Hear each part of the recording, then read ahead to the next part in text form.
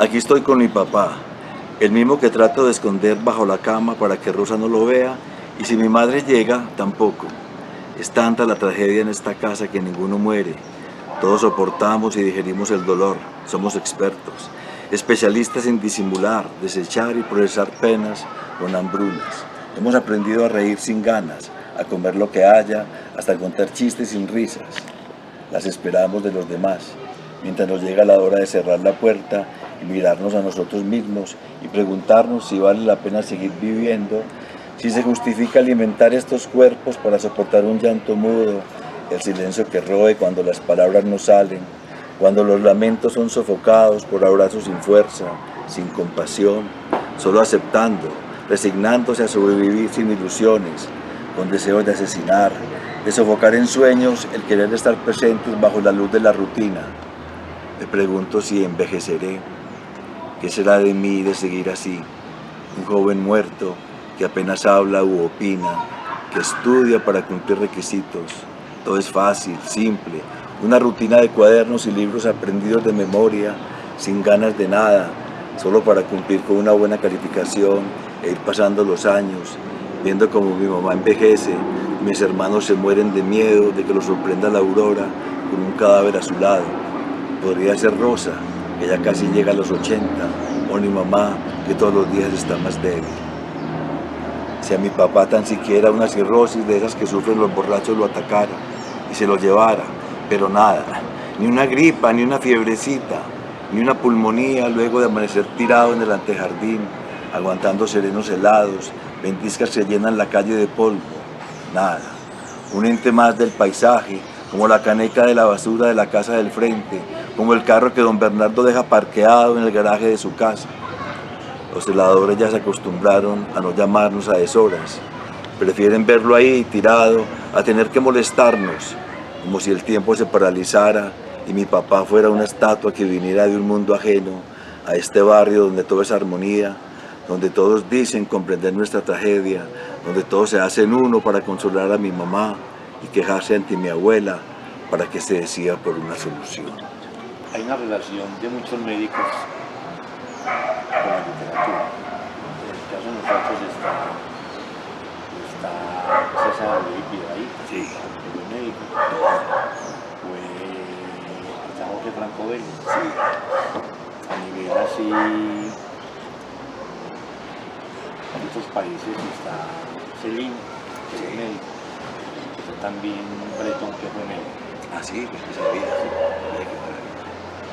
¿Qué razón ves, qué razón ves para que los médicos, en vez de hacer la medicina, sean escritores? Bueno,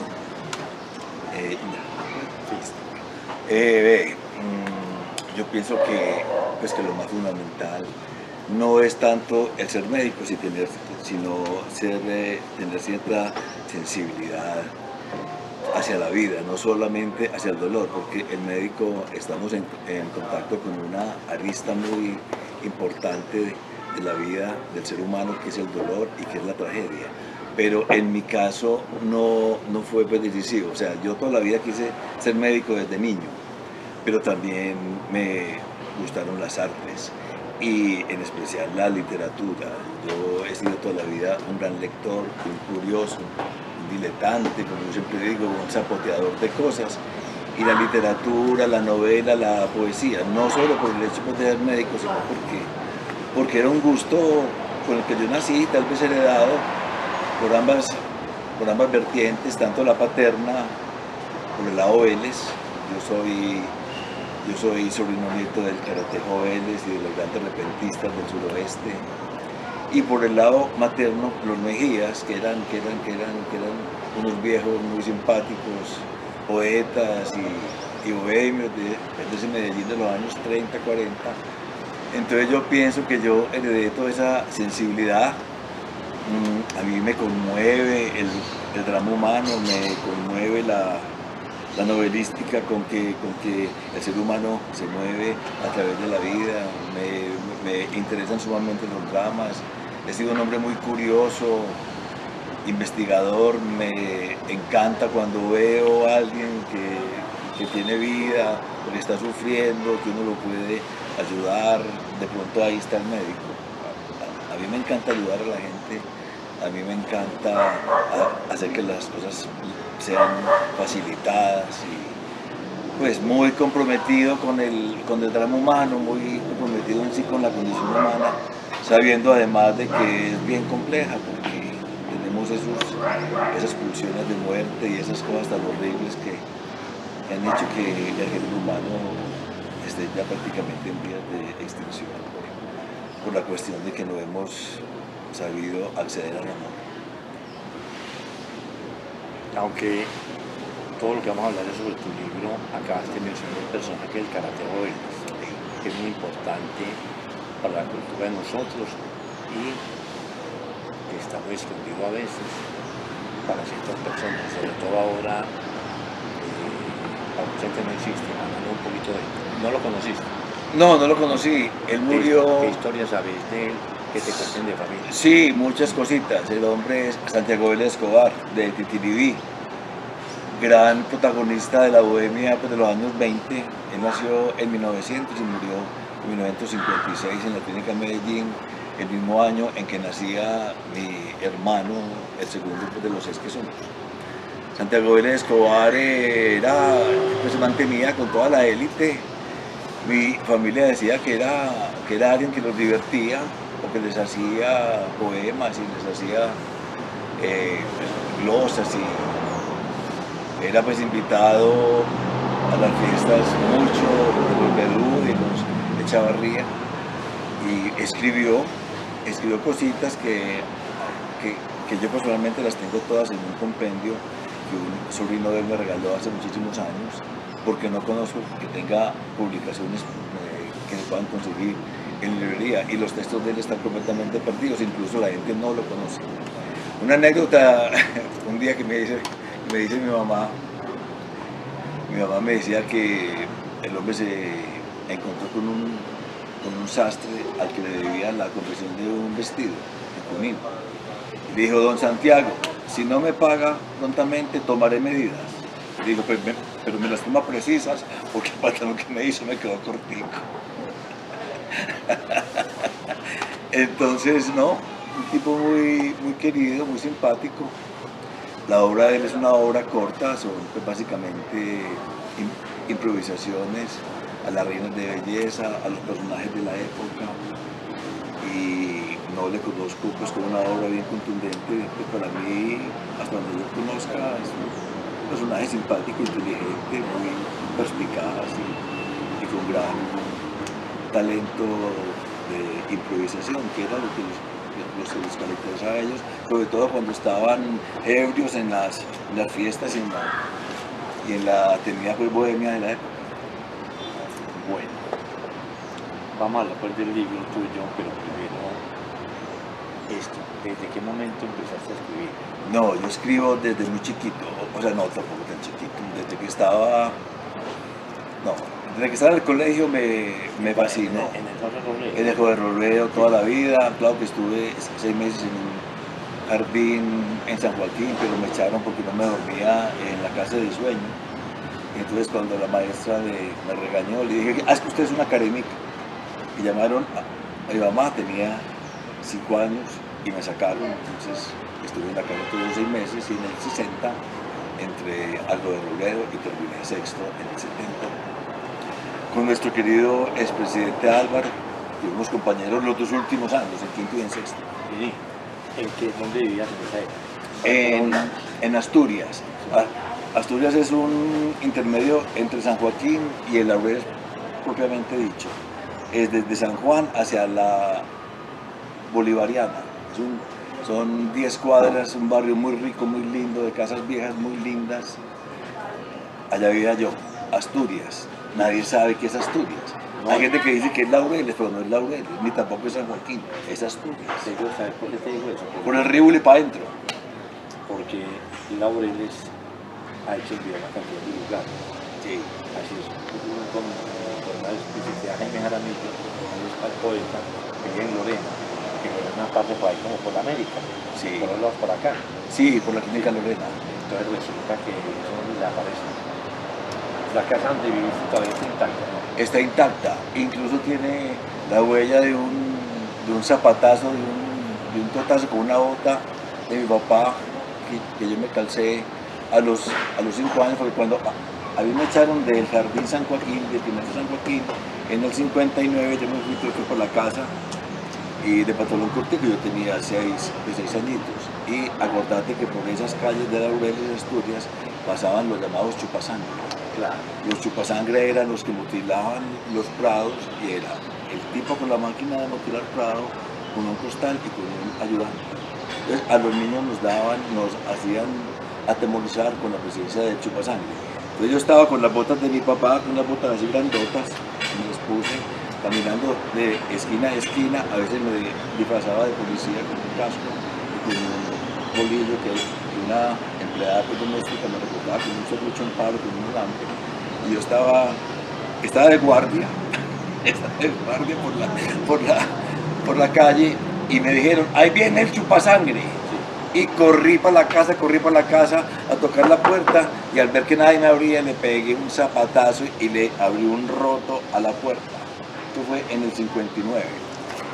Muchos años después, no frente al pelotón de fusilamiento, pero sí después de un ensayo de la banda tributo a los Beatles que yo tuve, por la noche salíamos después del ensayo y como a las 12 de la noche nos fuimos por allá a ver mi casa. Ahí está mi casa, obviamente ya con un antejardín modificado, pero cuando me asomé a la puerta era la misma y ahí estaba la huella del hueco que yo le propiné, cubierta con una silla que mi papá pintó para disimular el destrozo. En ese tiempo, cuando ya en bachillerato, ya en la universidad, ¿qué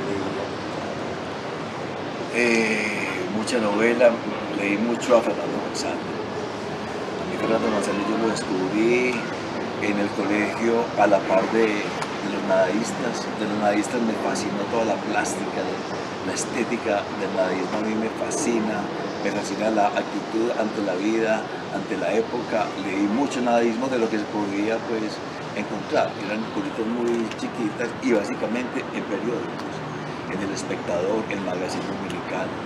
Leía novelas, a ver, no me acuerdo que algo así que me haya impactado, no, Fernando González, básicamente Fernando González y los fines de semana periódicos, novelas de esa época, de las clásicas, no, ni Julio Verne, ni nada de esas cosas, ni Stevenson, ni no.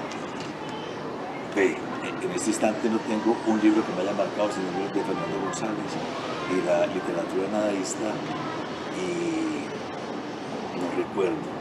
Yo intentaba escribir, tenía una libretica, pero eran fallidos. Escribí unos poemas que los traté de encontrar, que me gustaron, no sé, me los botó mi mamá seguramente, pero no recuerdo, porque tampoco leí El Quijote, ni tampoco leí La Montaña Mágica, que estaba de moda. La Montaña Mágica es un libro complicadísimo, pero no sé por qué a los muchachos se lo ponían a leer. Incluso no lo he terminado, pero lo llevo en la mitad, porque es un texto de estudio, pues básicamente. En el 64, La criatura. En el 70 más o menos, Sí, estaba de moda en los colegios. No sé por qué. ¿No conociste a Fernando González? No lo conocí. Yo vivía muy lejos de este sitio donde estamos ahora grabando.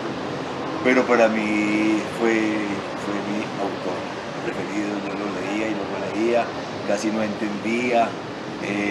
Después lo vine a entender con los años cuando lo complementé con otras lecturas como la de Edgar Tolle. Ese libro de los viajes y las presencias es bellísimo, y eso me confirmó a mí un montón de cosas que yo ya me imaginaba de muchacho. Viaje a pie, El Remordimiento, El Padre Elías y Martín de la Vereda, Simón Bolívar, lo tengo todo subrayado, Santander también, sin haber entendido, porque uno a los de 10 años, a los de 7 años, uno no entiende las cosas. Uno la viene a entender ya viejo hondo. Lástima, pero de pronto es un problema de la misma educación o de dejar los nadaístas. De los nadistas me fascinó. O sea, el primer librito que tuve de los nadistas me lo dio Eduardo Escobar en el colegio cuando mi compañero lo llevó un día para que nos diera charla a Gobernador. ¿Cómo era Eduardo? Eduardo era un tipo muy bien parecido, se parecía a un Virgo, con una melena medio rubia, de gafitas estilo John Lennon, no sé si de barbita, muy querido, flaquito él, de mochilita, vestido de blanco, y nos dio un recital y me dio el libro que se llama Segunda Persona, o era el de Mauro Álvarez, porque era un libro que tenía dos libros en uno. Por un lado, el de Mauro Álvarez, sí. Y por otro lado, el de Eduardo, que yo creo que era Cuac, de pronto no es Cuac, Segunda Persona. No, ¿sabes cuál que es? ¿Cuál es? El de Mauro era darle el pan de las palomas, me parece que ya. ¿No recordás? No creo. No, pero yo sí sé cuál libro es. No estoy equivocado, pero sí. Segunda Persona era uno. Libro que acabo de los dos. Sí. Que dice, que dice muy lindo, por ahí una frase que hoy es martes para chupártelas a la novia. Impresionante. Y unos poemas muy simpáticos, sí, ¿no? Eduardo, en esa época, y yo sabía que ellos se reunían en Versalles y en la ópera, allá en Maracaibo. Yo tenía pues 16, 17 años y a veces iba con mi compañero, que sí era como muy amigo de ellos. ¿Cómo llama el compañero? José Miguel Restrepo. ¿Ese no era el que es así? No, el hombre era un primo de Mario Restrepo, de pintor. Bueno, ya más o menos hemos hablado un poquito de esa educación sentimental, que es la formación literaria, que se hace siempre por afuera y no como objeto ya de estudio profesional, ¿cierto? ¿Nunca pensaste ser un escritor cuando estabas en bachillerato o en la universidad? Sí, escritor, pero se me hacía muy difícil cuando empecé a pensar de que no necesariamente tenía que ser un escritor. Empecé a escribir en los turnos, por ejemplo. Yo hice muchos turnos de noche, hice más de 1200 turnos de noche. ¿Aquí en Medellín? ¿Qué? Sí, aquí en el hospital donde yo trabajé. ¿En cuál hospital? En el Hospital Infantil Consejo de Medellín. ¿Y leías mucho ya de noche? Leía mucho también, y de día y de noche entre los pacientes. Yo siempre llevaba, pero por siempre me a mí es con un libro pues, debajo del brazo. Entonces yo leía, y en los turnos escribía. Y también en las mañanas, en las madrugadas, sobre todo en los turnos, sacaba mi cuaderno y todo era por manuscrito. Últimamente ya estoy usando el computador porque me parece fácil también, pero toda la vida escribí. Entonces, cuando pensé que no era obligación ser escritor, empecé a escribir sin ningún compromiso.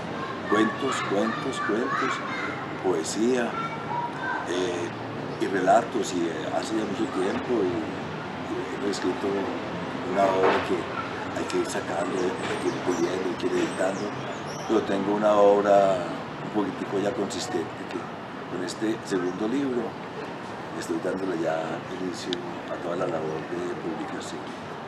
Aquí al principio hablar de Aurelio, sí, te pegó un empujón. Sí, pero y yo somos muy buenos amigos. ¿Dónde la conociste? Ella me conoció a mí, sí. Yo no la conocí a ella, ella me conoció a mí porque sería. De pronto, no sé si yo me dieron el teléfono de ella, no sé, porque yo publico mucho en las redes sociales, en Facebook, y de pronto publico ahí mis poesías hace ya muchos años, y me sorprendí en un recital que di en la Biblioteca Piloto hace unos años, pues que ella llegó en taxi.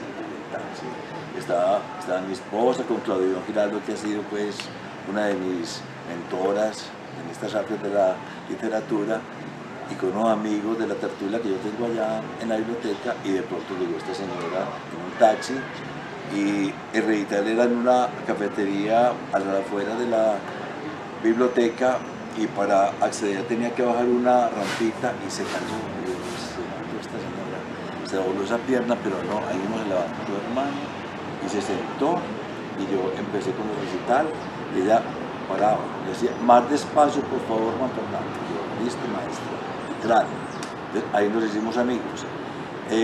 Un tiempo después de otro recital en Comedal, en la cooperativa médica, en el piso 15, en una torre de Ciudad del Río, y allá se apareció Olga Lina Matiz, se apareció allá. Ya después nos hicimos amigos y ya me invitó a su apartamento a cenar un día con mi esposa, un apartamento que es un museo. La entrada fue una cosa maravillosa porque fue por un misterio, casi que no abre la puerta porque no supo que estábamos ahí ante un pórtico egipcio neoclásico, un apartamento que es como un museo bellísimo. Y fuimos muy buenos amigos, ahora ya está en su senilidad, muy descuidada por sus hijos. Hace varios meses que no la veo, pero fuimos muy buenos amigos. Olga Lina y yo, incluso quiso que yo fuera corrector de sus últimos poemas. Hablamos mucho, una mujer muy interesante, muy vanguardista, muy chévere. No, es un espaldarazo muy grande lo que te digo, ya hay que publicar. Sí, hay que publicar. Bueno, mira una papel la siguiente. Ahorita leías, estás un momentico y diga que por aquí esta parte. Pero hágale tranquilo que yo paro. Lo edito. Listo. Pero siéntese. No, hágala. Bueno, hágale pues. Pero ¿se escucha bien o no? Hable duro. Bueno. Hay en la concepción del libro tuyo, que vos lo pones cuentos. ¿Por qué lo pusiste cuando juntos habitamos la sombra? Porque uno piensa cuando juntos habitamos la sombra, uno piensa la sombra, pues el otro no lugar, el lado oculto, o como lo definimos. Sí.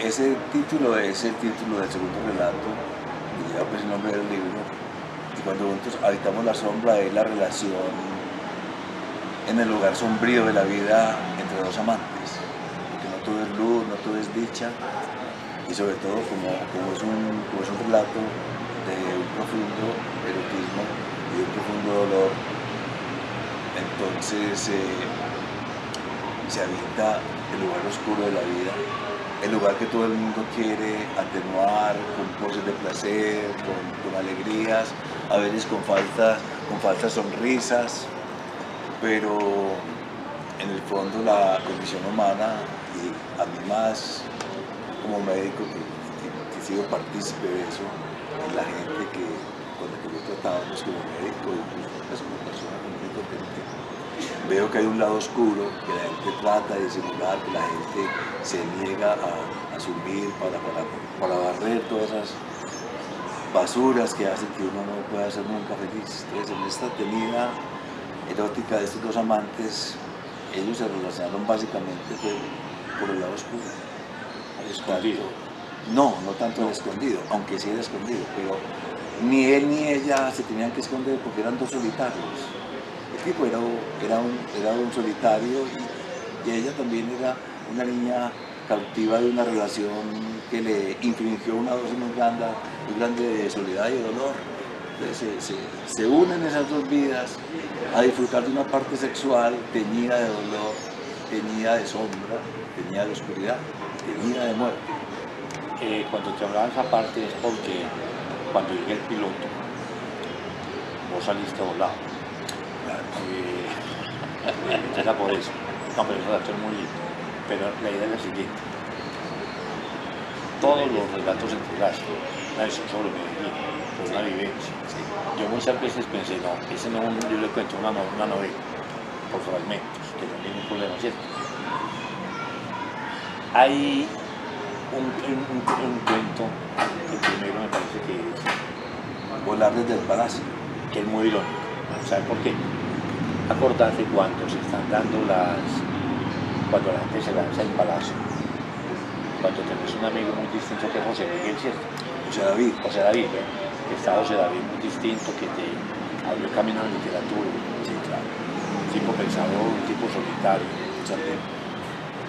que es muy tenaz cuando vas a averiguar al hospital qué pasó con él, que te contaron que de noche y suicidó. Es muy, muy irónico. Y el título es muy irónico sobre también. ¿Sí o no? Pues sí. A ver, ese cuento, como decía pues, Tomás González, todo tiene un componente autobiográfico. Y él fue un compañero mío que yo tuve en el colegio. Hay partes que yo ficciono, igualmente, pero lo básico está ahí. Y en el cuadro obrero teníamos una característica, que éramos 3 tipos de estratos sociales. Cada grupo era más o menos de 40 alumnos. De los 40 alumnos eran 10 aristócratas. 10 aristócratas. Que no le hablan a nadie. No, eran muy queridos, Sí. pero eran muy tranquilos, eran muy queridos. Y eran los dueños del colegio. Sí. Sí, eran 10 aristócratas, 20 muchachos de la clase media alta, entre ellos estaba yo, que entramos con ellos desde kinder, yo entré desde primero, éramos muy amigos, y 15 becados, de muchachos pobres que nunca los vimos como tal, porque el carácter liberal del colegio asumía a los alumnos como un todo. Allá no distinguíamos, éramos muy amigos todos. Y los que vivían en los barrios pobres o en los pueblos iban a jugar a las casas de los aristócratas. Y este muchacho era uno de los aristócratas. Entonces ese aristócrata, un muchacho solo, con los padres ausentes como yo hay un lado, viajando en cruceros por el Mediterráneo, en safaris por el África. Entonces esos muchachos construyeron un mundo aparte muy tenaz que yo pude acceder a él. Ironía, no, o sea, el mero hecho de ellos asumir la vida desde su punto de vista aristocrático y solitario es una postura irónica ante un mundo que no lo puede, que no lo es, entre comillas. O sea, ¿cómo puede ser irónico un muchacho que vive en una mansión rodeado de servidumbres, básicamente solo, que vive en una mansión que tiene 10 cuadras atrás de bosques, por los cuales él se va por las tardes y se come las empanadas del barricito que fue creado por la descendencia de los empleados de las antiguas fincas del poblado, por ejemplo?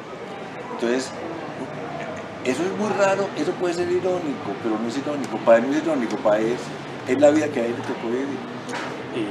Además, José David, muy dadivoso, Muy desprendido. Completamente desprendido, no le importaba. Incluso cuando se lanzó al vacío, no sé si esto es pertinente hablar de los finales, los filólogos dicen, no importa, cuente el final del libro, lo importante es saber usted cómo llegó allá. No, es que Es cierto. ¿Sabes qué? ¿Sabes Llegó allá. por qué me llama la atención? Por lo siguiente. Acordate que hay toda una leyenda que se ocultó, que se olvidó, que eran los días del Palacio Nacional, ¿cierto? Y salvo noticias de prensa, yo nunca he leído un cuento sobre ese tema, ¿sí me entiendes? Entonces por eso me llamó la atención. Y cayó preciso en Ayacucho con Carabobo. Pero no cayó ahí en la calle. No, cayó en la calle. no, pero a un lado. Cayó por dentro. Ahí fue madre. Cayó por dentro, porque Sí. él dice, yo me tiré por dentro para no generar tanto escándalo y tanto alboroto. Y dice, Sí. ojalá que me estrelle contra la manguita, porque esa jardinera me da mucho miedo. Esa parte es muy triste. No, que esa parte es tristísima. Bueno, mira, Eso me decía mi hermano. hablando de la estructura de los cuentos, para mí es una novela fragmentada, que no hay ningún por capítulos, porque ahí está la ciudad. Cada relato es un personaje. José David, está el otro que es Liliana, una historia muy linda. Después cuando la parte del médico, el profesor muy orgulloso, ¿sí me entiendes? Después está Adriana en la parte del cuento y tu padre. Entonces, yo digo una cosa, no, esos son personajes de Medellín. Sí. ¿Sí me entiendes? Sí, Yo lo leí como una novela. Y como este asunto de tu vida. El colegio, el amor perdido por esa mujer tan hermosa, Liliana, ¿cierto? La bella universidad, Profesor. ¿sí eso es cierto? Sí. Y vos que apareces como Fernando Año, Sí. pero un examen tan poderoso, y vos tan llorón, la que se mete en la nota, Sí, sí. al acelerador. Sí, claro. Pero vamos por partes. No, pero muy lindo. La historia de Liliana, una mujer inteligente, desprendida, fue en el poblado.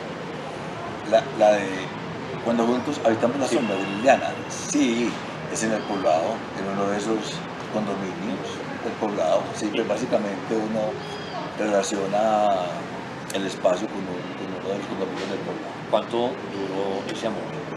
Ese amor duró unos días nomás, Poquito. muy poquito. Pero intenso, ¿cierto? Y no, pues intensísimo, que imagínate, ahí está el relato para No, que lo evalúe. no, muy lindo. Muy lindo, A claro. mí, Muy lindo y muy doloroso. pero para ella o para los dos. Para los- Porque ella era muy diferente. Ella muy indiferente, ella muy adolorida, ella muy irónica, ella muy exigente, y el hombre aparentemente muy machista, pero no lo es.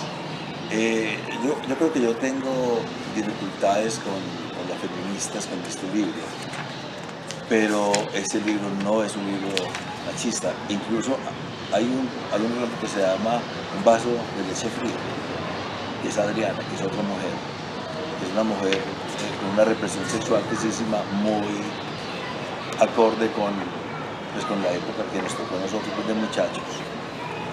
Pero, y con unas parejas masculinas aparentemente muy cínicas, muy seguras de su poder sexual, pero las mujeres los vencen. Las mujeres Lo derrotan a uno. los derrotan, Es que los son- derrotan, hacen con ellos lo que les da la gana, porque yo siempre he pensado que la mujer sexualmente es muy superior al hombre, incluso como ser humano también, por el solo hecho de ser mamá. Claro. El hecho de mamá son seres muy completos, uno es un guerrerito equivocado por ahí, por dentro. Son muñequitos. Es un muñequito, las mujeres son las mamás de nosotros. Hay no son cuentos, el texto más largo que es sobre el profesor. Yo cuando lo estaba leyendo pensaba, yo creo que Juan Fernando, a partir de este libro, va a hacer una novela sobre ser médico después, porque está relacionado a la parte de estudiante, ¿cierto? Porque, a excepción de Jorge Franco Vélez, ese libro era totalmente. Vos ya mirás en este cuento el deseo de ser médico, la dificultad allá, y también hay una cosa muy chévere que es cuando explicas técnicamente una sensación con palabras de médico que uno le dice, aquí está diciendo, yo me enamoré de esta mujer, estoy intento deseo de ella, ¿sí me entendés? Y ver cómo ese lenguaje le quita toda esa poesía al encuentro, por ser una cosa científica, ¿cierto? Contame una cosa, ese profesor, ¿por qué era tan serio? Ese profesor es un personaje de ficción, indudablemente, pero existió. Pero tiene Sí, que existió. haber raíz de un profesor. ¿Sí o no? Existió y los médicos han aceptado mucho ese cuento y hay uno que está muy contento que lo ha pues difundido y toda la cosa. A ver, ese profesor era un hombre muy brillante, era un solitario, era un hombre muy neurótico, era un hombre lleno de dolor y lleno de sabiduría, era un hombre que de pronto ya pues la vida a uno le dice que estaba equivocado, pero eso ya es una posición moral que no, pues que no viene al caso. A ver, hombre, como te diría el profesor, era un gran neurótico muy brillante que fue un gran profesor que escribió un texto que es un texto guía para todos los neuroanatomistas de Iberoamérica, un gran académico, un gran solitario, un gran dibujante, de pronto lo asocian con el profesor en realidad, pero yo no les puedo decir qué era ese. Pero apunta que es ese. Ese, a que sí, pero ¿Cómo es se que llamaba? no puedo Ah, decir sí. el nombre. Ah, No, bueno, no puedo decir. Vini. Todo el mundo lo identifica, pero todo el mundo lo admirábamos y le temíamos, pero como era un grupo, como digo ahí, un grupo tan académicamente eficiente y tan brillante, para uno perder una materia de esta se necesitaba una cosa muy horrible, y la parte horrible fue esa, la ansiedad, la inseguridad, el estrés de un pobre muchacho de 18 años, viéndose con todo ese mundo, de los cadáveres, de los especímenes radioanatómicos, de las médulas, del bulbo raquídeo, de las hipófisis, de todas esas cosas. Es un mundo maravilloso, que yo no tuve que escribir porque fue una experiencia muy dolorosa, muy rara. Entonces el final fue muy bello porque es un hombre bondadoso, al fin y al cabo es médico, al fin y al cabo es un maestro, al fin y al cabo lo que le interesa a un buen profesor es que la gente aprenda, y aprendimos, hermano. Pero Aprendimos demasiado. hay una parte donde él se enoja cuando unos muchachos están hablando. Él no sabe que consulten ustedes. Pero Martín, el que llama nuestro señor. Tulio. Es Tulio. Tulio, sí. No es Martín. Tulio, El del bar, el No, de bueno, la sí. lonchería, Porque Martín el de las dos orugas. siempre Don Martín. hablaba muy poquito con él, pero ya lo tiene pillado. Porque allá eran los maestros. Sí, todo. Y el otro señor, que es cómplice de esos cómplice de esos profesores, el que arregla los cadáveres. Sí. ¿Sí me entiendes? Julio. Ahí, Sí. ahí es Julio. Sí. Muy linda esa parte ya para una novela, pues todo eso. ¿Por qué no pusiste las dos tortugas? Porque no se puede ver tan evidente. Ah, bueno, listo. Entonces pensaron que es el ámbito de la... El señor vivía en Prado, ¿cierto? Sí. Esa parte sí es Ficción. pura, sí. Esa parte sí es pura ficción. Uno llega a un momento en que uno piensa... Es que es una novela corta con un componente ficcional muy grande. Pero la parte básica es de un personaje que existió. Es como los personajes del Quijote, pues no se puede decir que esta chica era esta, pero Cervantes la conoció, Cervantes admiró ese personaje, se sensibilizó y lo plasmó. Es que el novelista, porque eso es una novela corta, lo que el novelista hace es ficcionar un personaje y crear una atmósfera creíble, que sea operativa, y que el lector se subyugue por eso, que el lector esté atento de toda una trama, pero a veces el personaje, o sea, no hay anécdotas precisas, o sea, todo en literatura es mentira, todo es reales. Y se quedan de por vida así. Volviendo al cuento, el profesor tan serio, tan afamado, tan investigador, tan solo, hay un momento cuando él se va a ir con la hermana. Yo pensé que se iba a enamorar de ella. ¿Ah, sí? Yo llegué a pensar eso. ¿Ah, sí? Sí. No, pero te cuento. Sí. La lectura, uno dije, vamos a ver qué pasa aquí. Llegué a pensar eso. Sí. ¿Sí me entiendes? Porque era la única persona que es como que se sentía bien con ella. Él con los alumnos muy duro. Con Martín, de pronto iba allá y él hizo una propuesta, pues y habló con él, totalmente indiferente. ¿Sí me entiendes? Por eso. Entonces, después de ese relato pensaba escribir una especie de novela más larga sobre esto, ¿no? Sobre la parte médica no he tenido, ¿No has pensado? no he pensado. Hay un médico que lo hace, que no lo he leído, que es el Miguel Alberto Restrepo. Ah, yo digo eso. Sí, Miguel Alberto, el de la revista Cronopi, la verdad que nos convocó, le hicieron. Y entonces el hombre habla mucho de eso, yo casi no hablo. Tengo un cuento en mi primer libro que se llama La Tentación, que se llama Cicatrices, que es un cuento que yo viví en una consulta con un paciente, pero que esté así interesado en sentarme a hacer una novela, pues básicamente médica, no, yo soy médico, pero yo soy más de la calle, yo soy más, los temas que me gustan más no son los temas médicos, si bien me baso en las experiencias digamos, vivenciales de la gente, pacientes o no pacientes. Por ejemplo, Policlínica en mi época era un lugar bellísimo, era un lugar en donde usted se encontraba las historias más raras del mundo entero. Además de los heridos y de la parte médica y la sutura y la cosa, no, la parte, lo que te contaban los pacientes, lo mismo que te contaban en el estadio de la Universidad de Antioquia, en el famoso aeropuerto. Esas dos partes eran las partes más bellas de Medellín para mí, la policlínica y la cancha de fútbol de la Universidad de Antioquia en los años 70. Entonces, me gusta más la calle, más el contenido social, más la viejita, más la tienda, más el maleo. Yo soy muy tanguero, yo soy muy tanguero, y me gusta mucho el personal. Ahorita cuando te hablaba ahorita de los sectores médicos, factor, pero por ejemplo lo olvido una ventana ahorita, un gran escritor de Alfonso Castro. Sí, Escritorazo. el papá de los Castro Gutiérrez. Sí, claro. Faltaba al mencionarlo, hacer un pequeño homenaje aquí. Con la hija espiritual en contra de la madre Laura. No, y no solamente eso, sí. El momento 5.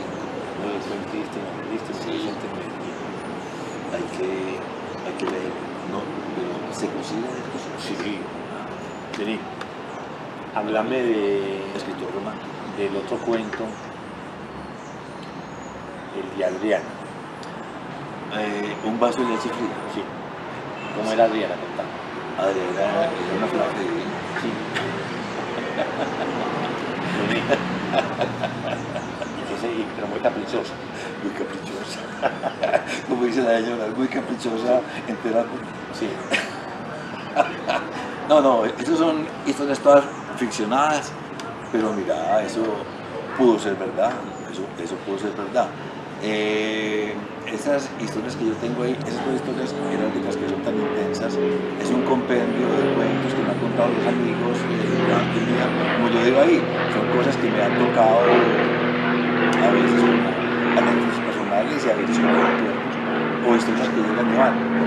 Pero un psiquiatra amigo, en una de las tertulias de la biblioteca, después de leer el cuento de Liliana, le dijo, Juan, ¿cierto que Liliana es tu señora? Sí. No necesariamente, es un personaje. Y Adriana tampoco es tu señor. No, tampoco es mi señora. Esa es otra cosa distinta. Y de esas tenía un relato, pero era un relato muy primario que lo deseché y quiero hacer una novela de mi encuentro con mi esposa durante el año rural en las mujeres. Eso sí no puedo narrarlo. Eso sí. Y el cuento del perro. El cuento del perro sí es verdad. verdad. Pero ahí no está creyendo. Anécdota total. Bueno, entonces Esa es una crónica periodística, mejor dicho. Pero, mira. Pero Mira. Si es verdad el cuento del perro, porque nadie nace los del perro. Sí, claro. Está muy lindo. Sí, así es. La esposa tuya no es nueva con los cuentos. Aún no los ha leído. Ella los leyó hace mucho tiempo, Sí.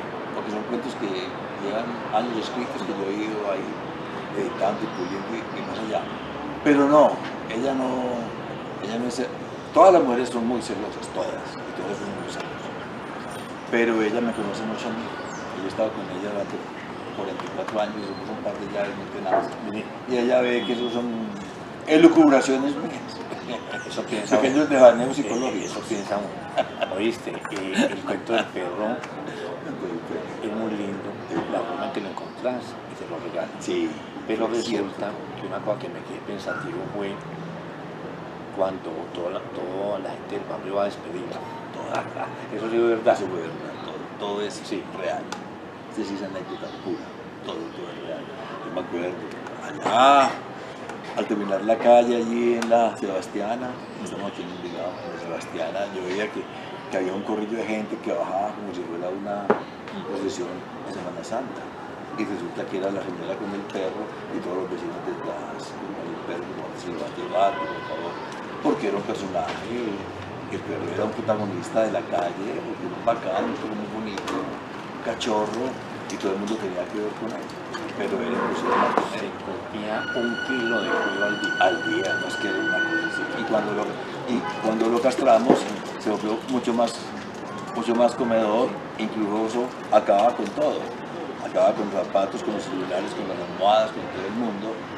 Y lo pongo ahí, y es cierto, porque la niña lo ensillaba, le ponía la alfombra del caballo y se lo montaba, y el perro la llevaba en trayectos hasta la escuela de la vereda y la esperaba todo el día echado en la fonda, y todo el mundo tenía que ver con el perro. El perro no era tan querido, era más bien como bruto. No sé si esa mezcla con dálmata, Rottweiler y labrador dio como una cosa bruta, muy bonito pero muy bruto. El hombre nunca mordió a nadie, así muy fiel, nunca mordió a nadie. Cuando lo molestaban y le hacían duro porque tenía ahí pues como un rayoncito, les gruñía, pero nunca tuvo ningún perrote como de 50 kilos de animal.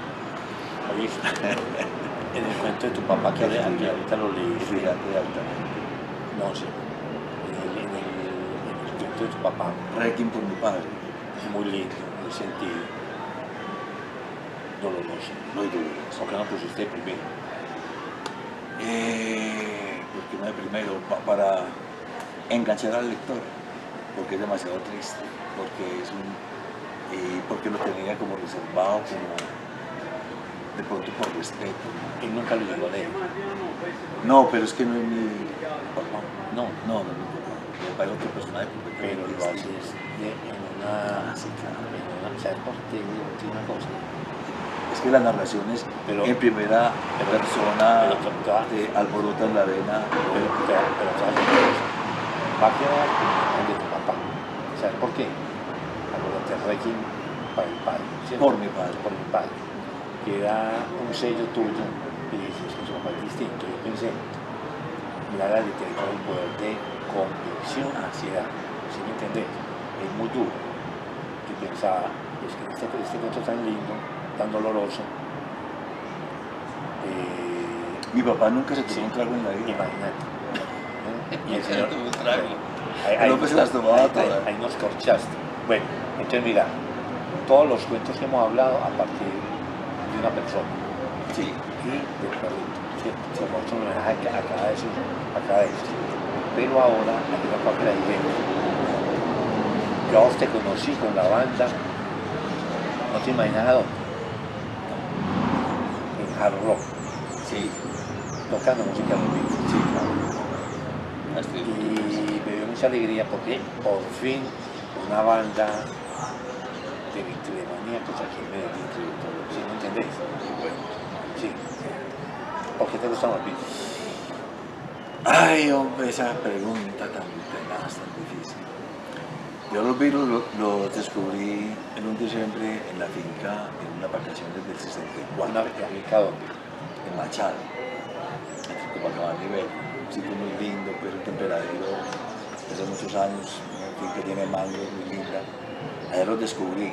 Yo he sido un hombre muy sensible artísticamente, sobre todo con la música y la literatura. Entonces yo cuando descubrí los Beatles dije, ¿qué es esta belleza?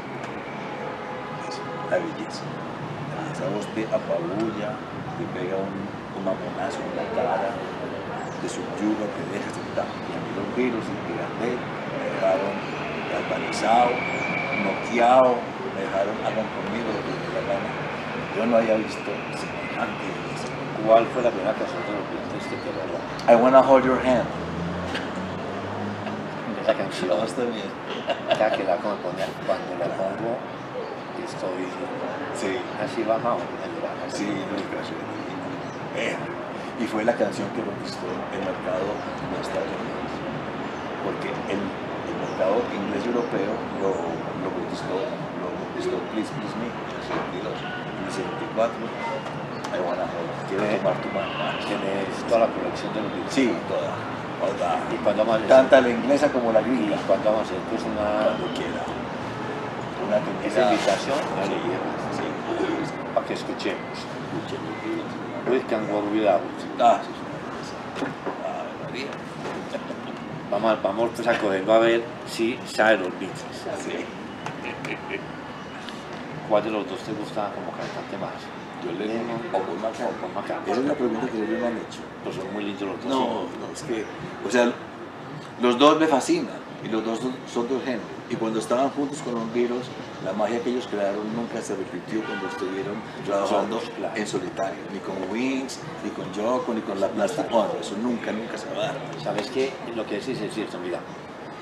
Cuando uno escucha, vamos a Lennon en la Plastic Ono Band, la música no es tan melódica y tan dulce como cuando están todos juntos. No, claro. Y cuando está McCartney solo, es demasiado dulzarrón. Dulce. O sea que los dos se complementan Sí. y crean una figura. Lo que pasa Sí. es que John Lennon era un pelado carajo. Lennon era un gamberro. Y era un gamberro criado por la tía. Con una mamá muy loca, muy sensible, muy linda, ausente. Y Paul McCartney tenía a su papá y su mamá, tenía a su papá músico, que le daba clases, que le enseñó a tocar trompetas, saxofón, batería, piano, guitarra y bajo. Yo no sabía tocar guitarra. Él siempre tocaba el ukelele, porque la mamá tocaba el ukelele y le enseñó a tocar las cuatro últimas cuerdas de la guitarra, que era el ukelele. También Paul le enseñó a tocar la guitarra. Es que ambos son muy genios, pero la música de John, siendo una música muy dulce, muy tierna, es más contestataria, Claro. es más irónica, es más genérica. En cambio Paul viene de una escuela mucho más, digamos, clásica, pero mucho más estilo de las bandas de swing, de las bandas de jazz, porque el papá era músico de jazz. Entonces la música de Paul McCartney, la música, es que ambas músicas. ¿Viste? O sea, yo escucho el Paul antes de Wings, y con Wings, y yo me quiero morir. Y yo escucho las baladas de John, los temas de John con Yoko, y son hermosos. A mí personalmente, si me dicen, pero ¿quién? Digo Paul McCartney, pero no lo puedo afirmar, los dos. Y John, en estos días que he estado tocando Dear Boy, del último álbum de... ¿Cómo se llama el último álbum? Que está con de Double Fantasy. Sí. Doble Fantasía. Esa canción. Y Woman es una cosa. Y Es Girl, ya mayor. sí, claro, no, es que sí, yo soy de los que comparto la opinión que tiene un amigo mío experto en rock, un Sardino, es un amigo de mi hermanito menor que es músico. Me dice, ¿cuál es la banda preferida del rock? Entonces me dice, después de los Beatles, puede ser Pink Floyd, puede ser James, puede ser etc. Que los Beatles están allá, en otro mundo Ahí lo veo completamente bien. distinto. Ahí lo veo En bien. otro mundo distinto. Después de los Beatles, hablemos de Black Sabbath, de Pink Floyd, de Jethro Tull, hablemos de todo, pero los Beatles están Están por eso. fuera de concurso. No me has hablado de George Harrison. Maravilloso, no, Joan Bayor, y la música de George, los temas que hizo con los Beatles, que fueron por ahí 15 temas, son exitazos, empezando por Something, que es la canción de amor a juzgar por Frank Sinatra, la más hermosa del mundo, pero Frank Sinatra creyó que era de Paul, y en una entrevista le dijo Frank Sinatra a Paul, es que tú hiciste una canción de amor tan más hermosa. Entonces le dice, ¿cuál, Frank? Something, es que no, esa es de Harrison. Las canciones de George son bellísimas. También. Y Find Me the Someone es una belleza. El del día que llega, ¿cómo se llama? Que la hizo en el jardín de Eric Clapton un sábado por la mañana. Here Comes the Sun. Y Clapton, Bellísima. Billy. Taxman. While My Guitar Gently Weeps. Son cosas No, muy no me hagas. tenaces. No, Tenaz. cosas muy tenaces. Y las que toca con el sitar hindú, pero luego de haber sido el discípulo de Ravi Shankar, que aquí te abro un paréntesis. Estaba yo un día en un taxi y ya fue por la casa a las 10 de la noche. Y el taxista, un hombre así como era de nosotros, de punto menor, tenía un panel ahí con todo el rock. Y yo dije, ¿pero qué es eso? Es que yo tengo todo el rock digitalizado y lo tengo por épocas y lo tengo todo. ¿Qué quiero oír? Tenía todo.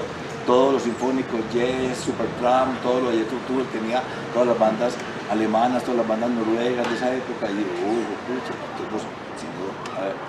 a ver, dígame, ¿qué quiero oír de Yes? Yo cualquier cosa y tal, no tenía. Entonces, cuando yo me iba a bajar, yo completamente pues descristado. Me dijo, vea señor, ¿sabe cuál es la música más tenaz que se ha hecho en la vida? Más tenaz que todas las bandas que yo tengo, la de Reggae Chancra. Sí, así. La de Reggae Chancra, sí. Hay que descubrir a Reggae Chancra, el papá de los Vini, pero acuérdame que nosotros somos bibliomaniacos. Total. ¿Qué piensas de Ringo? Maravilloso. Ringo es la carne y la sangre. ¿Por qué sí es eso? Porque fue el que mantuvo la banda parada atrás con el tambor y con el ritmo. Ringo no es un Beatle. En Inglaterra los Beatles eran John, George, Paul y Ringo. Y en Estados Unidos los Beatles eran Ringo, John, George. Sí, pues, porque Ringo era muy querido, era muy simpático, todo el tomaba fotos, fue bacán. Pero Ringo no fue un Beatle, Ringo fue un baterista profesional que se les unió. No, sí. Cuando Peter Bell lo sacaron. a The Best. Pero sabes una cosa que es lo siguiente. Yo te pregunto por Ringo, es por lo siguiente. Ringo nunca peleó con ninguno. No, con ninguno. En cambio hay peleas. Harrison Lennon, Harrison Paul Lennon. No sé si Harrison Paul, pero Sí, John. ¿sabes una cosa? ¿Cuál? En alguna entrevista decía yo, sí. Decía yo, Sí, que era nomás que lo que quería hacer y ya. que Sí. solamente que una vez le dijo, no, ¿cómo así? Es que yo también tengo mis obras. Y que siempre lo cortaban. Y sabiendo que el gran guitarrista es Harrison. Una cosa, cuando entrevistaban a. Esto ya te decía, entonces que Ringo era la carne y la sangre, Sí. John la mente, Paul el corazón y George el alma. Está muy lindo. Sí, así lo define. Y el quinto Beatle fue John Martin, el productor indudablemente, no fue ni el manager, ni fue el otro amigo que los transportaba, eso fue John Martin. Entonces, ¿qué pasaba en la grabación de Peppers, de Sgt. Peppers, que hay unos temas de George Harrison bellísimos, pero que es un disco básicamente McCarthyano? Ahí fue donde hubo ese tipo de diferencias, de opiniones. Pero si vos las sorteadas dentro del producto, es que sea algo pues ¿cómo le parece a usted ahí esos temas de Harrison con la cítara? No, son cosas muy profundas. ¿Qué otro tema hay de Harrison ahí en ese álbum que en este instante que no recuerdo? Después de ver tan. Yo creo que habrán por ahí uno o dos solamente. Sí, hay uno más. ¿Por qué? Porque hay otros, In My Life, que es de Lennon, el del circo. No, esa es la cosa más tenaz. Incluso cuando terminaron la grabación, John llegó con la cinta de In My Life en guitarra. Le dijo a John Martin, hey, John, mira, tengo esta temita, a ver si de pronto lo podemos ahí meter, escúchalo a ver qué te parece. Entonces escucho. Es la canción más linda que he escuchado en toda mi puta vida. Ay, yo, sí. ¿Oíste? ¿Sabes qué? Y es la última del álbum. Hay una Y la complementó Paul McCartney. hay una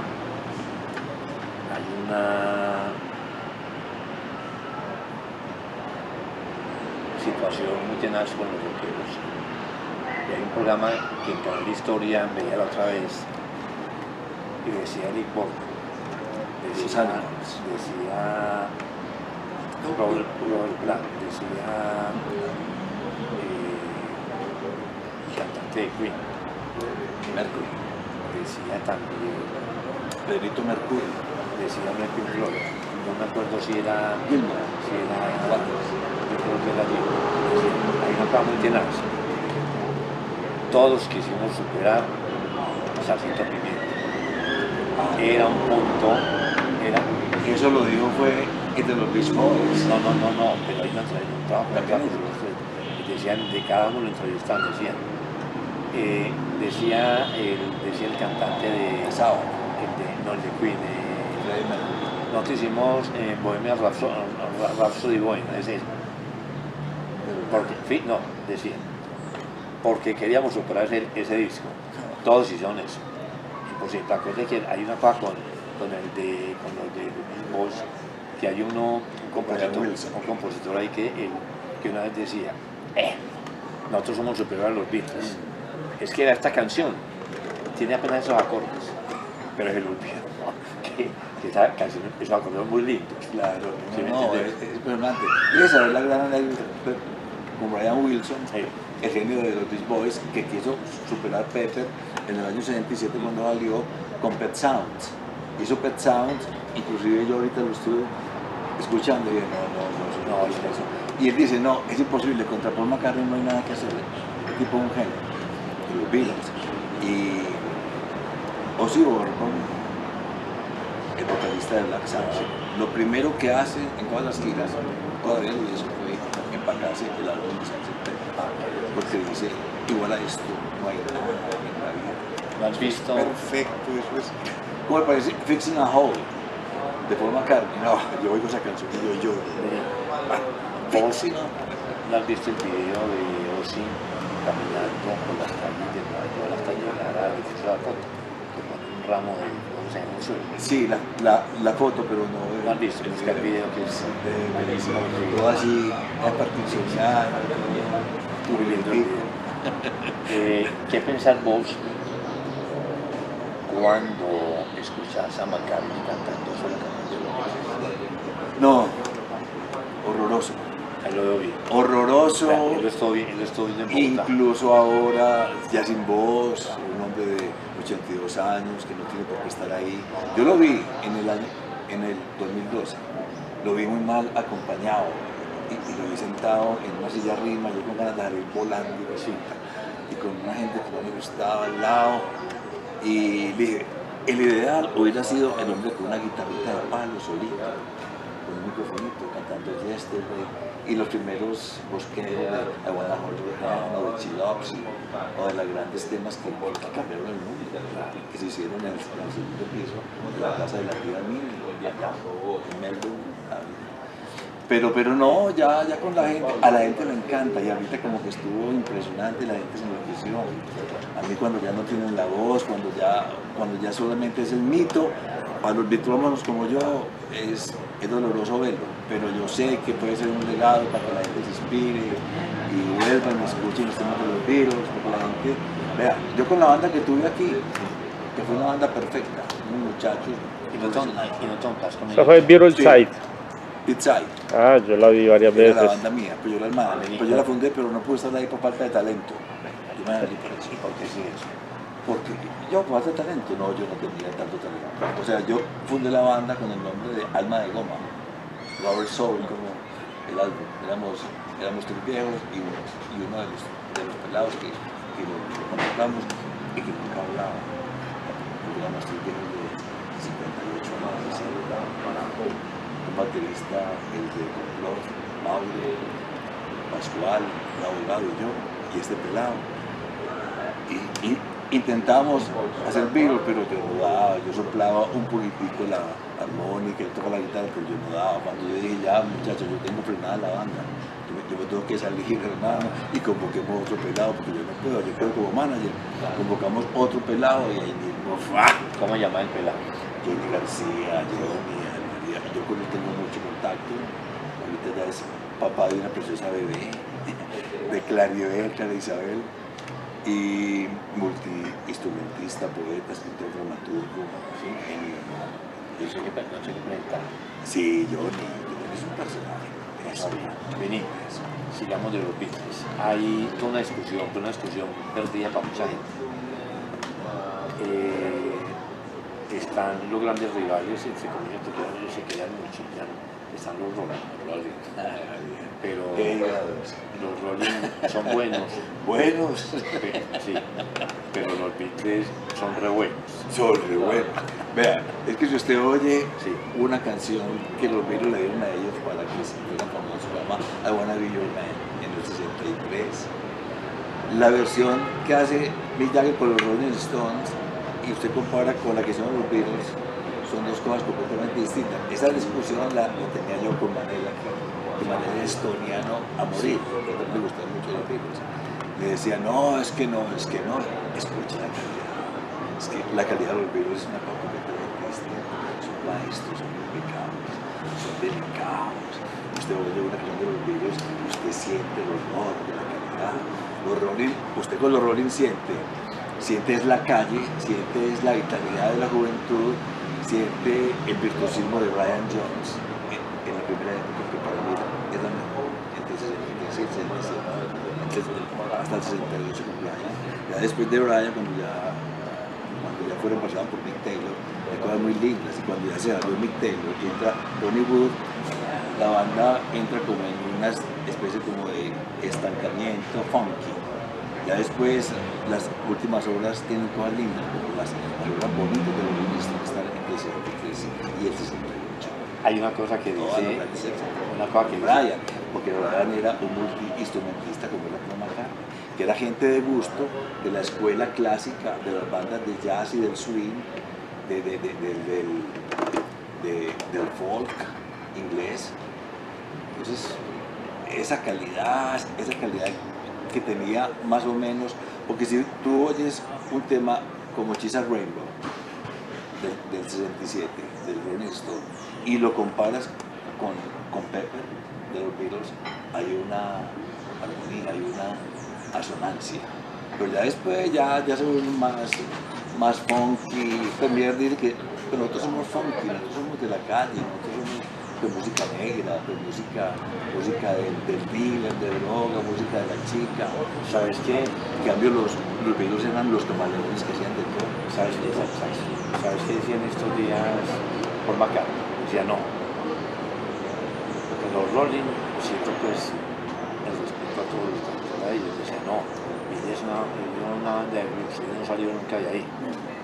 Y le contestó Mick Jagger, todo bravo. Sí, no, tú una banda de blues, pero nosotros todavía estamos viejos. Que ya Y tocando. Vení, ¿cuándo vamos a hacer una sección de Beatles? hay que hacerlo. Hay que hacer unos, dígame que la más. Sí, Ya no estamos tiempo ocupado. No, pero miremos una falla. Sí. Escogemos un sitio bien chévere en que estemos la gente. Claro, miremos. Pero No, quería hablar de esa parte porque no está en el disco, está en el libro, pero esa muy linda. Pero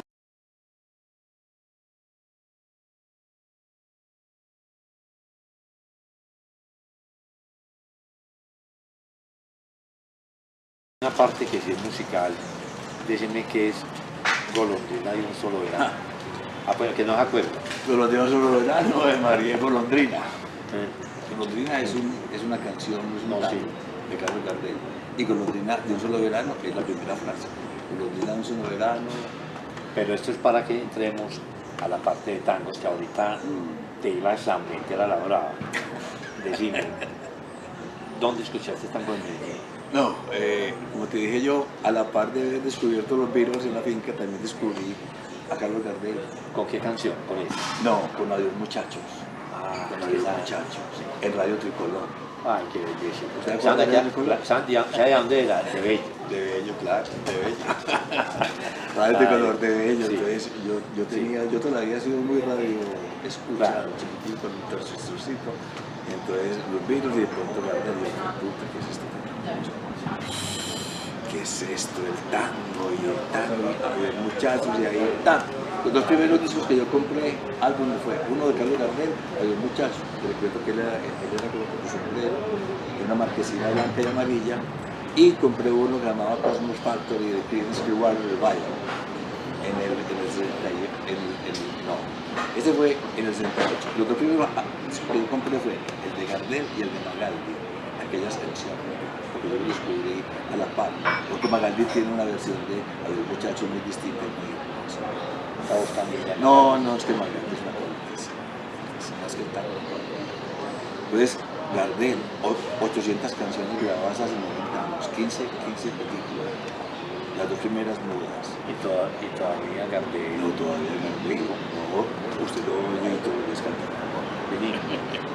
¿Sabes cómo le conocía? Ah, sí. Ese nuevo, ese Así le decía. no lo conozco yo. ¿Sabes quién le decía así? ¿Quién le Cortázar. Cortázar? Qué maravilla.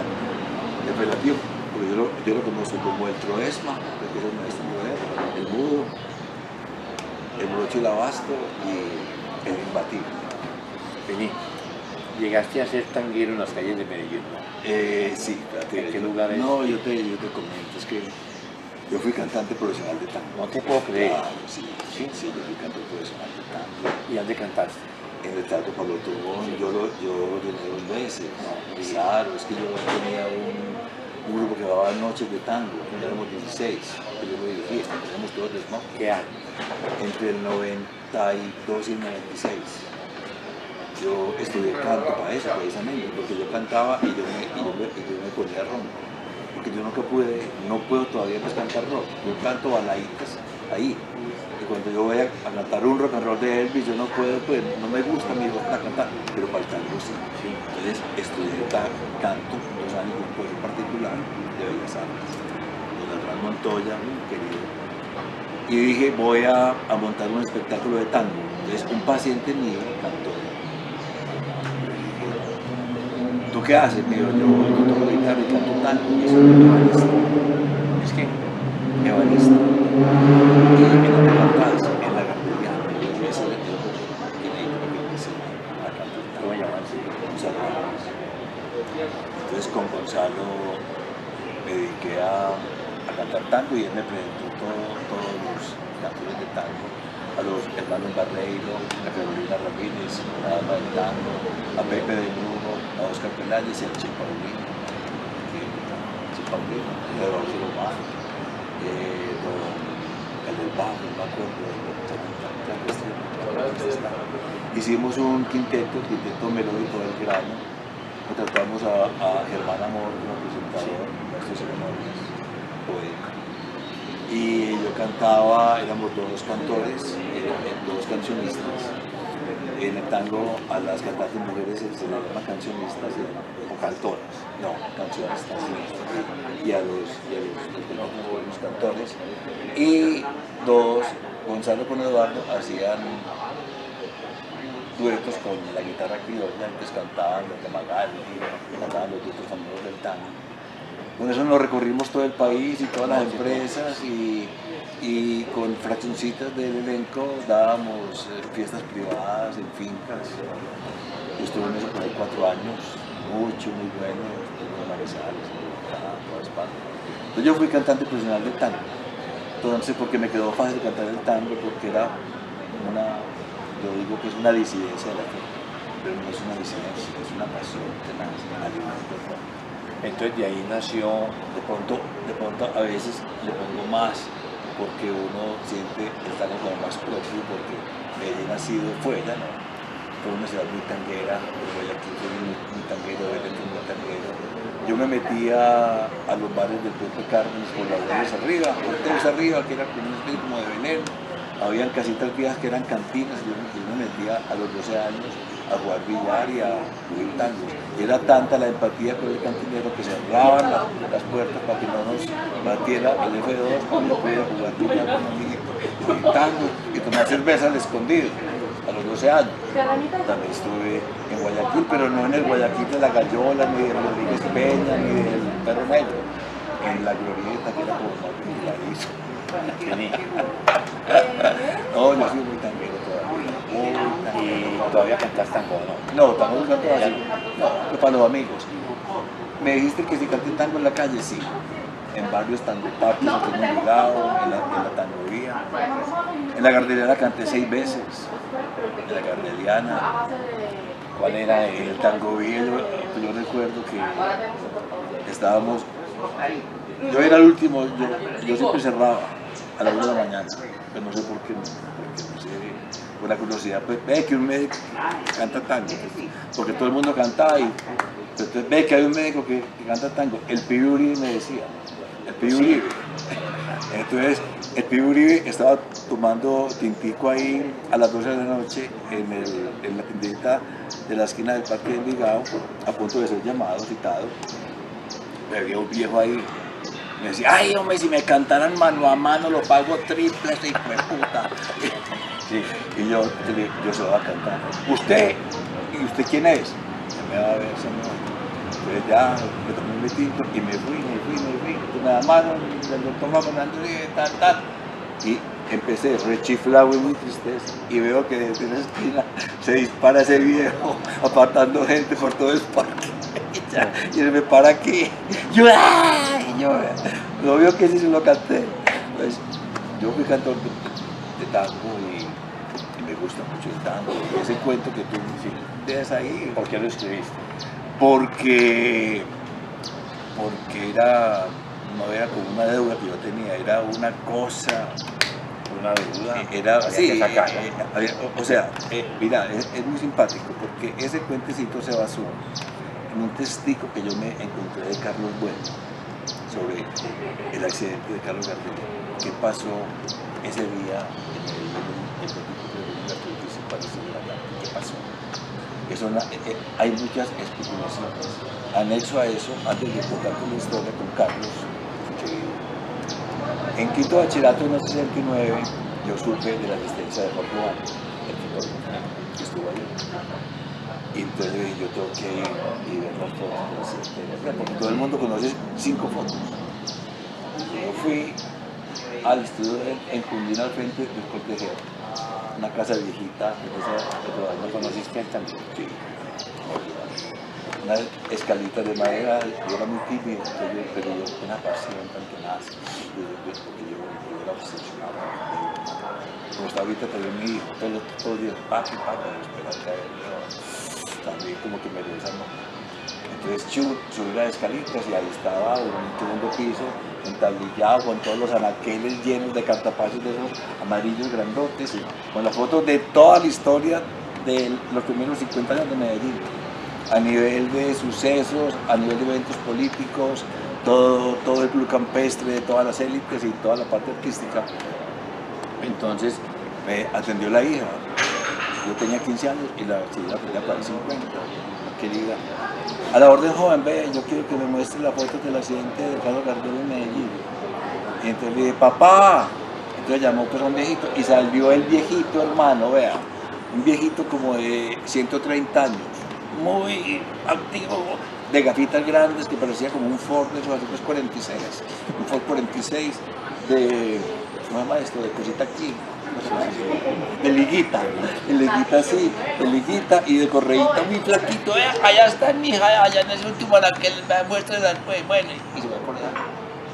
Y hermana me saca 4 cartapacios así, por lo menos 50 fotos, que nadie las conoce, sino yo. Y yo estuve allá hasta las 7 de la noche,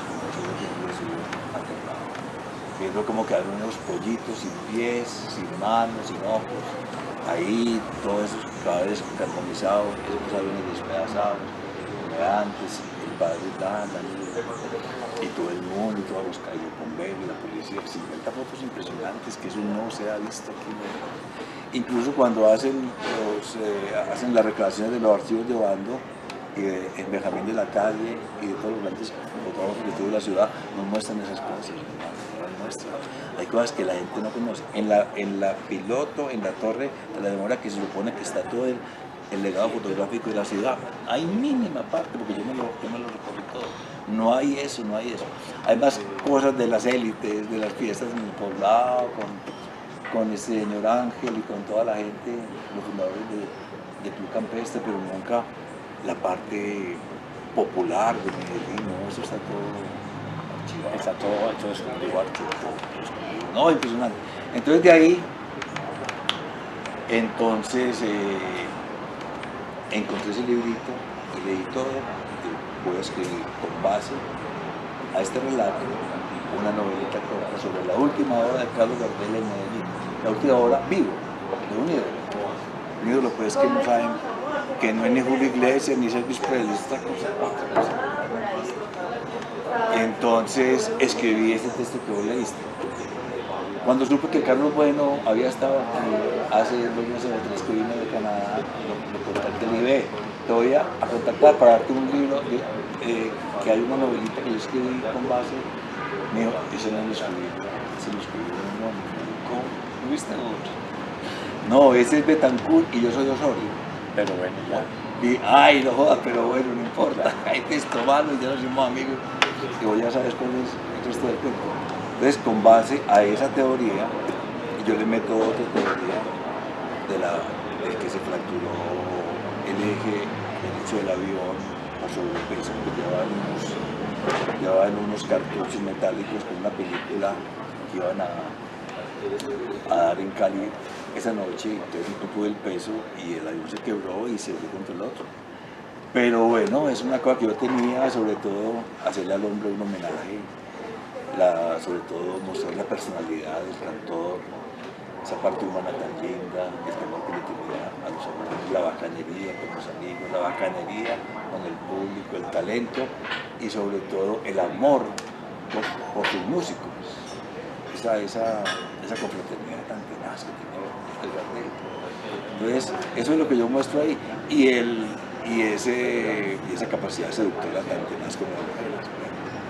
Incluso ahí lo pongo con la mamá de Zuleta Ferrer, que se enamora de él y que Juan Zuleta Ferrer, el hijo menor que fue director de colombiano, le dice, mamá, por favor, por respetar. ¿Oíste? Inicialmente, A Martín no le gustó, al de Chiverito. ¿y por qué no? Pues no sé, porque yo se lo regalé. Yo fui allá pues se lo regalé y le dije que pues, me respondiera al correo de me gustó, no me gustó. O no se lo dieron, o no lo leyó, pero ese tipo que dice ser un cervantino, pues lo hubiera leído, me queda mal. No tuve ningún. No hay que dejarlo Ningún quieto. comentario. Vení. Del libro, Que era tan amigo de don Juan Zuleta Ferrer. Es que Juan Zuleta Ferrer estuvo en el examen. no, sí. Vení. Acordate que ahí se mató el papá de Stanislao, el abogado. Está de lado, viejo. Que era el niño de 33 años, que era la llave del mago de Fernando González. Cartas a Estanislao y las cartas a Estanislao. Vení. El libro no se quedó ningún cuento por fuera o ningún capítulo. De este proyecto. Que No, yo tengo muchas más cosas por publicar. ya, Sí, ¿no? muchas más cosas por publicar. Tengo otros 15 cuentos más. Inclusive, de pronto puedo hacer una recopilación de cuentos después de este, aunque después de este pienso sacar la novela que tengo una novela muy extensa. ¿Sobre qué tema? Sobre el tema, aquí en Medellín hubo una chica que en los años 30 se casó con un sacerdote español, al que no le dieron la dispensa.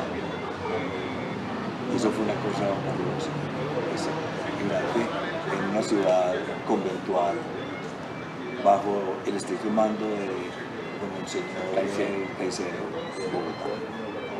Ver que un sacerdote... Payanés. Yo siento que es Bogotá. Eso fue tenaz cuando se casaron, le tiraban piedra. Por favor, cuando no le llevaban al mercado, las tetas se las sacaban. A ella le gritaban que era una prostituta, y a él que era un corruptor, que era un cura, que era así. Entonces esa novela la ficciono yo con un esqueleto muy real, investigado. Y se llama Sonata para una niña triste. El tipo es muy conocido aquí. Fueron dos personajes de pronto familiares míos, los que yo hago es importante. Porque son dramas que uno como artista tiene que dar un testimonio, no por el solo hecho de que el escándalo sea conocido, sino como una crítica social. Porque la sociedad de Medellín y la sociedad colombiana en general ha sido muy injusta con la gente, ¿no? Ha sido muy mala, ha sido muy castigadora. Y no solamente con la gente, sino con los escritores. todo. Hay una cosa aquí Es en una Medellín, élite muy una cosa aquí en Medellín, inclusive actual, lo de afuera es lo mejor. Y aquí Sí. son los escritores y estamos dando la pelea. Bueno, Juan Fernando, para que no nos cuente la novela porque hay que esperarla, porque si no, no la escribe. No, ya la tengo lista. Bueno. De Ya todas la maneras, tengo lista. muchas gracias por esta conversación. Repasamos muchas cosas. Tenemos que estar en contacto. Mandarle un saludo a los lectores. No, este librito es dedicado con mucho cariño a todos ustedes, en especial a los muchachos de mi generación, que nos tocó un periodo de transición muy interesante, que hemos vivido otras épocas que los pelados de ahora no intuyen, de pronto sospechan de qué fue, porque nosotros las vivimos muy intensamente. Hemos sido testigos y partícipes de todo un devenir cultural muy intenso, muy profundo, de grandes figuras, de los nadaístas, de Manuel Mejía Vallejo, de los grandes pintores, de todas las gestas intelectuales, de todas las, digamos, conquistas culturales y sobre todo de todas las batallas por tener como una huella, por dejar un legado y como dice una amiga mía, ya estamos en tiempo de dar, en tiempo de entregar y si la vida nos favorece en otros añitos, de pronto les vamos a dar muchas cosas muy interesantes que muchos de ustedes no conocen.